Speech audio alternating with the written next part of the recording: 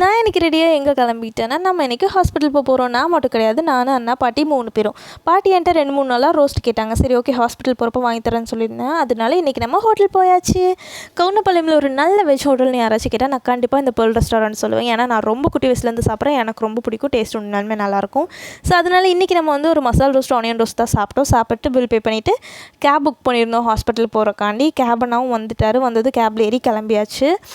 Actually நம்மளை வந்து 8 மணிக்கு ஹாஸ்பிட்டல் இருக்க மாதிரி வர சொல்லி ஹாஸ்பிட்டல்லேருந்து கால் வந்துச்சு.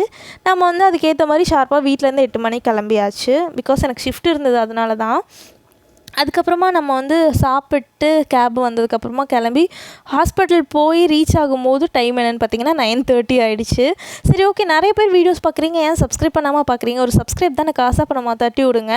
ஸோ நைட்டு 9:30க்கு ஹாஸ்பிட்டல் போய் ரீச் ஆகிட்டோம். நைட்டு 9:30க்கு ஹாஸ்பிட்டலில் என்ன பண்ணேன், எதுக்காக போனேன்றதை நெக்ஸ்ட் வீடியோவில் சொல்கிறேன். டாட்டா.